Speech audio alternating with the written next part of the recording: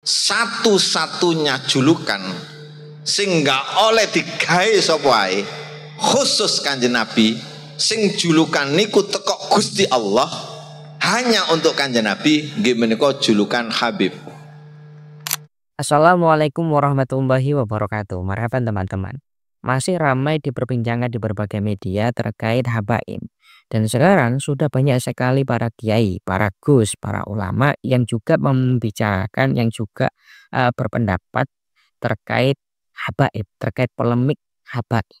Sekali lagi, status habaib ini masih diperbincangkan, masih dipersoalkan. Apakah benar habaib ini masih sambung kepada Rasulullah atau hanya mengaku-ngaku sebagai keturunan Rasulullah. Salah satunya adalah Gus Syekhur Rijal. Beliau merupakan salah satu ulama yang juga berpendapat tentang habaib. Dalam ceramahnya begini. Makanya Kanjeng Nabi itu nggak ada julukan khusus. Niki kula mboten nyindir ya, tapi rungokaken temenan.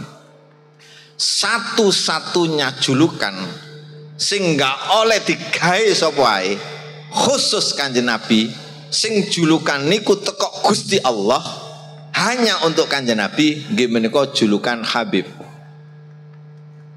Muhammadun Habibullah.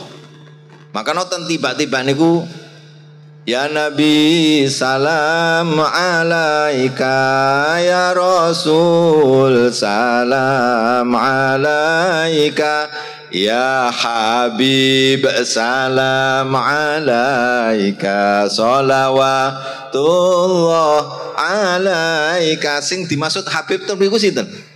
Kanjeng Nabi. Jadi Habib itu julukan khusus ten Kanjeng Nabi. Nabi Ibrahim gak wani kok nggawe julukan Habib.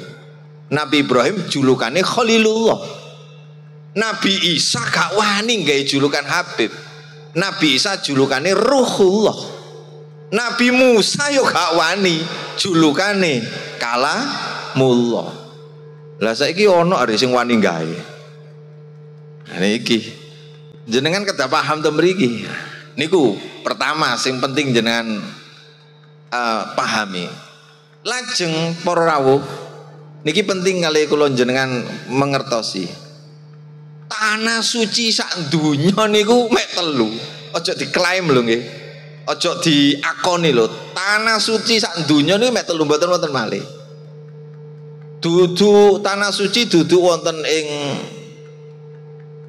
Mesir, duduk di Yaman, duduk di Afghanistan, apa maneh di endi iki? Togowaru. Tanah suci mek 3. Nomor setunggal wonten ing Makkatil Mukarramah. Wonten ing Mekah, temriku wonten Ka'bah, wonten Masjidil Haram. Niku tanah suci. Nomor kali wonten ing Madinatil Munawwarah. Temriku wonten Masjid Nabawi. Sing terakhir wonten ing Palestina, nggih menika wonten Baitul Maqdis. Nggih mek telu niki tok. Lho saiki ana wong ngakoni tanah suci, tanahe suci, lemahe suci, sembarange suci. Sana suci sak donya nggih mek telu niki tok. Kan maneh. Ngoten nggih. Oh, pasire tok kuwi ku nyun sewu nggih, telak tanah suci niku napa-napane sing mriku mboten asal dibeto ten mriki ya. Watune mboten asal dibeto mriki nggih ya kan. Lur tanah suci. Gus Syekhur Rijal ini awalnya disclaimer. Saya tidak menyindir siapa-siapa, tapi beliau menyampaikan dua hal terkait polemik habaib, terkait polemik nasab ini. Yang pertama adalah gelar Habib itu hanya disandarkan kepada Rasulullah Shallallahu Alaihi Wasallam, Nabi Muhammad saja. Nabi-nabi yang lain bahkan tidak berani mengambil atau memakai gelar Habib. Itu pendapatnya Gus Syekhur Rijal. Nabi Isa misalkan, Nabi Musa misalkan, Nabi Ibrahim misalkan, beliau tidak berani mengambil atau memakai gelar Habib. Sekelas Nabi saja tidak berani memakai gelar Habib. Nah kok sekarang banyak sekali orang yang mengaku keturunan Rasulullah kemudian mengambil atau menyandarkan namanya dengan gelar Habib. Apakah ini salah? Ya wallahu alam. Beliau tidak menyindir siapa-siapa Gus Syekhur Rijal, tapi secara sarkasme yaitu menyindir begitu. Itu yang pertama. Yang kedua adalah bahwasanya tanah suci itu hanya ada 3. Yang pertama Makkatul Mukarramah, di sana ada Baitullah. yang mana menjadi kiblat kita semua umat Islam untuk beribadah sholat ke sana itu Makkahul Mukarramah di Arab Saudi. Yang kedua adalah Madinatul Munawwarah, tempat disemayamkannya jasad Rasulullah Shallallahu Alaihi Wasallam dan para sahabat, para istrinya. Itu adalah tempat suci, dua tanah haram yang bahkan apapun yang ada di sana tidak boleh dibawa. Misalkan bahkan rumput saja tidak boleh dimatikan dan seterusnya dan seterusnya. Saking mulianya, saking haramnya, haram kemuliaannya, kehormatannya, itu tanah suci. Itu yang kedua. Yang ketiga adalah Palestina. Kenapa Palestina ini menjadi tanah suci? Karena di Palestina itu ada Baitul Maqdis. Baitul Maqdis itu kiblat pertama umat Islam sebelum Ka'bah. Itu kita umat Islam itu sujudnya ke Baitul Maqdis, arahnya ke Baitul Maqdis. Hanya 3 tempat suci umat Islam yang ada, bukan Yaman, bukan Afghanistan. Nah, sekarang banyak sekali oknum-oknum Habib yang mengatakan Yaman itu sangat suci, Yaman itu tanahnya lebih mulia daripada tanah apapun, atau tidak ada orang yang janggutnya mulai tumbuh kecuali dia sudah menjadi wali. Begitu hebatnya, begitu hiperbolanya orang mengatakan bahwasanya Yaman itu kota yang sangat sucinya umat Islam. Bahkan orang-orang Yaman itu wajib dimuliakan karena mereka adalah orang terpilih, orang pilihan Allah, habaib-habaib, begitu. Jadi itu yang disampaikan Gus Syekhul Rijal ini tidak menyindir, beliau hanya sarkasme.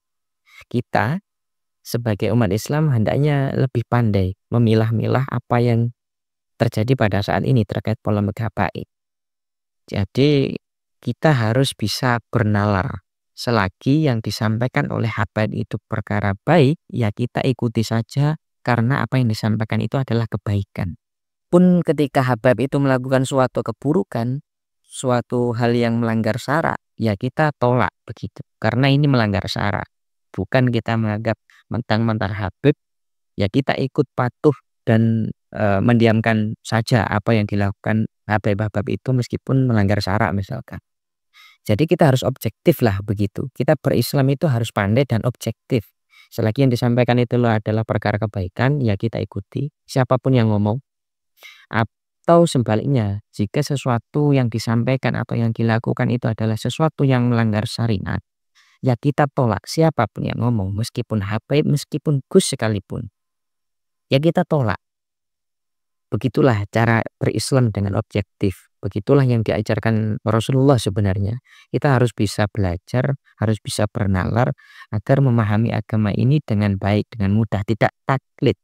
Taklid itu artinya mengikuti secara buta, fanatik secara buta. Apapun yang diikuti, yang dilakukan oleh panutannya, kita mengikuti buta lah, nggak mempertimbangkan ini itu, langsung ikuti saja. Itu taklid.